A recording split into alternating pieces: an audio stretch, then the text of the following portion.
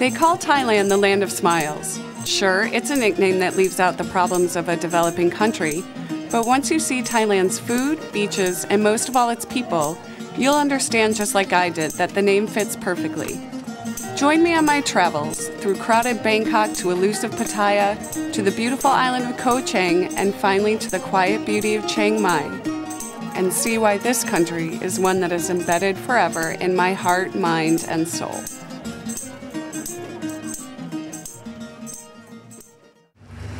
The first morning after traveling was by far the hardest. Short on sleep and long on time, I decided to get out of the hustle and bustle of the city and head out to the floating market about an hour outside of Bangkok. We're here at the floating market. We finally made it. And it's really neat going through the little river here and seeing people's houses, where they work, where they live, how they're doing this every day. It's not just here for us. It's really colorful, it doesn't smell at all, which is interesting. I got there early in the morning, hoping to escape the other tourists. Silly me. The market is definitely filled with tourists, but I still felt like I got a taste of real Thai culture. The market was like nothing my American eyes had ever seen before. Boats swarm the canals where the Thai live, work, and socialize. Everything you could ever want is in abundance, from fruit in every color of the rainbow to Thai souvenirs that I would see over and over during my stay. The canals in the market were built in 1866 by order of the king to make communication easier in the province. The actual market started in 1967 and is easily one of the biggest tourist attractions in and around Bangkok. And it's no wonder. As I cruised along, I saw everything from Star Wars action figures to Thai women making delicious pancake concoctions, all from a boat that has a truck engine to propel it. Sure, there are traffic jams, but the Thai gracefully steer me through it and take me to my next stop.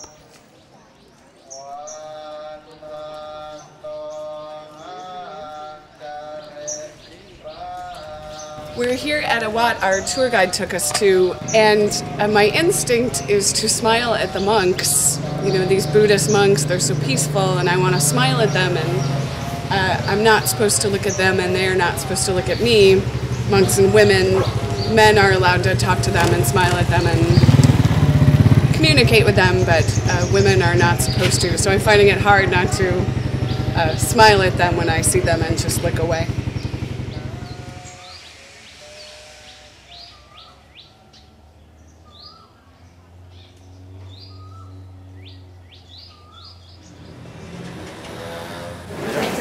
One of my favorite parts about traveling is all the makeshift bookstores. You can get almost anything you want. So cheap, used books. With the quiet beauty of the market far behind me, I went back to Bangkok to a street called Khao San Road. Khao San is a backpacker's paradise and one of my favorite places on earth. Travelers from all over the world come here to find cheap lodging, cute sarongs, and more 80s music than they had even in the 80s. During the day, it's a quiet place to shop and eat, but at night, Khao San comes alive and turns into one big party. When I first arrived, it was midnight, and I was scared everything was going to be closed, and I'd never find anyone to help me. Boy, was I wrong about that. The energy here at night is crazy. It's totally energetic, and the best part is watching people from all different parts of the world trying to communicate with each other using sign language or trying to speak each other's language. It's awesome. It's just awesome. Maybe a little too awesome. After trying to beat down the jet lag, I gave in to Khao San Road and its bars and cheap drinks, and the one other business that thrives on a street like this. Yeah.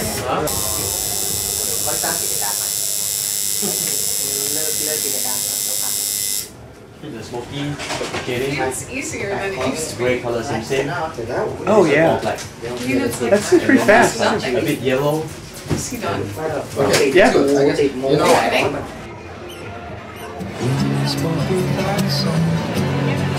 They're having their time in their lives right here. I am not having that time. This is terrible.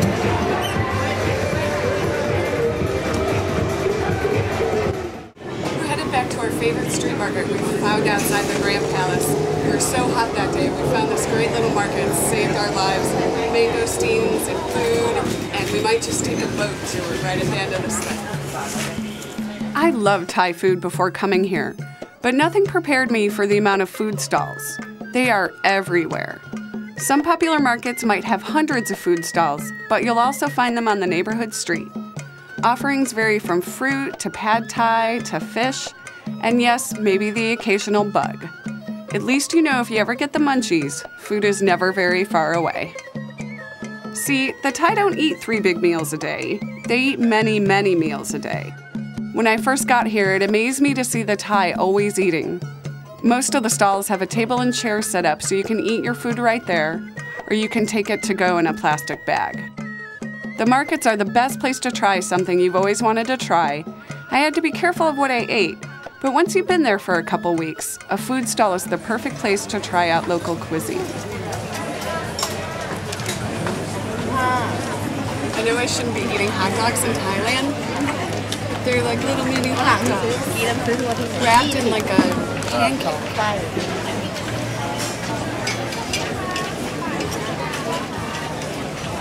Tastes like a little mini hot dog wrapped in a pancake. In Bangkok, I had to be really careful crossing streets while taxis, tuk-tuks, scooters, and cars duke it out in a traffic battle royale. We decided to take the city bus to the train station on our way to Chiang Mai. I wanted to take a bus. It's open, it's airy, you get to see the whole city, and it's only 7 baht per person. I can't beat that. Trains are a great way to travel. They're inexpensive and easy to navigate, but make sure you leave yourself plenty of time. However long they say a trip is going to take, just go ahead and add 2 hours. Just took the night train to Chiang Mai. I've done this once before. When I did it before, I remember really enjoying it. I don't know, maybe I'm just older. But this time it just felt real rocky and real loud. But you wake up the next morning and here's a completely different landscape. Chiang Mai is known for its art and its food, and of course, the Flower Festival. The Flower Festival takes place in February when all the city's orchids and roses are in full bloom.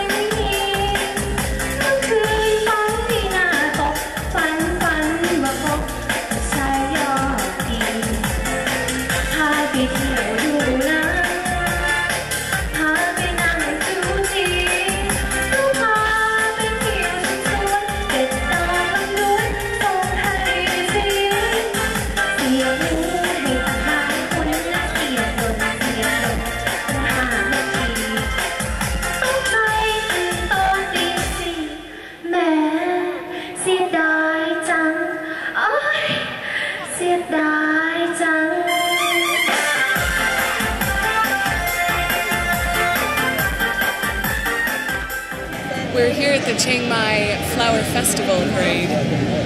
Like everything else in Thailand, it's a little bit different than the way we do ours, but it's a lot of fun.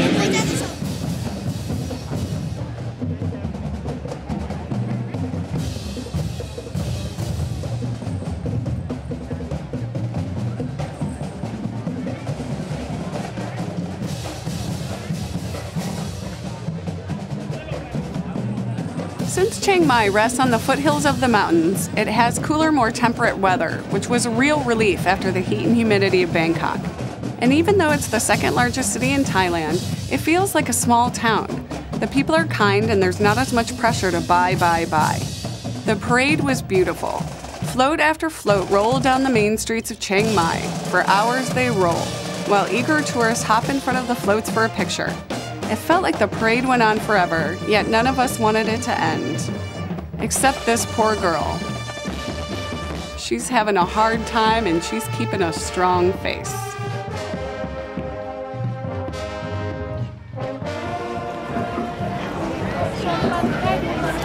Well, we've been at the Chiang Mai Sunday night market for about 20 minutes, and we've already found many things that are much less expensive than they were at the night market last night, including one picture frame that John bought for twice as much last night that we saw tonight.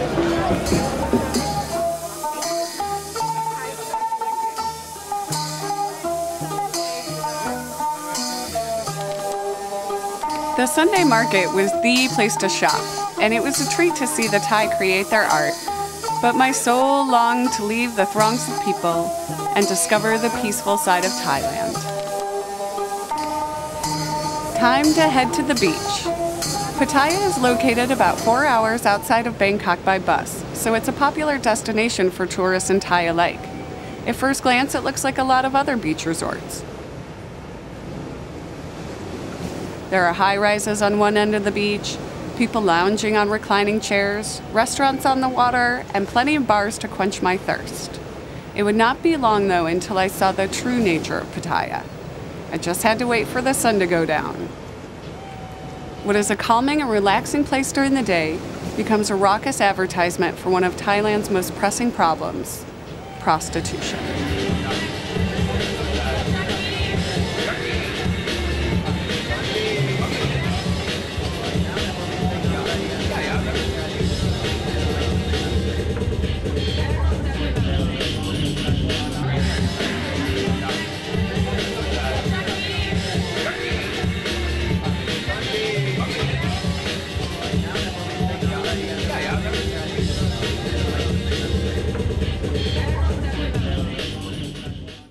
Still on the search for peace, I left Pattaya to find something a little more relaxing.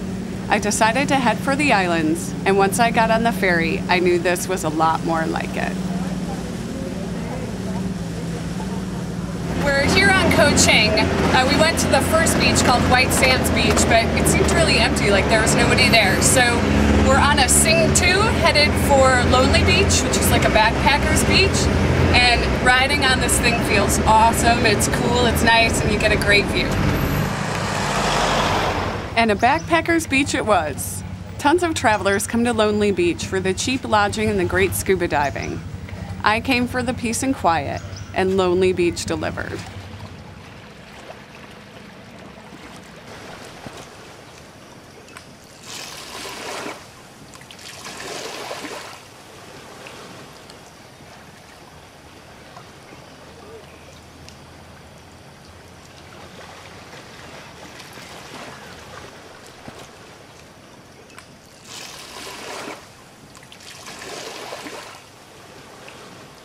Thailand is a country that sticks with me. On cold winter days, I can easily recall the chaos, the smells, the food, and the healing power of its waters. When planning trips to other countries, I wonder if it would just be a better idea to go see more of Thailand and learn more of its secrets. But I'll get back there someday. And when I do, I'm looking forward to seeing it all again for the very first time.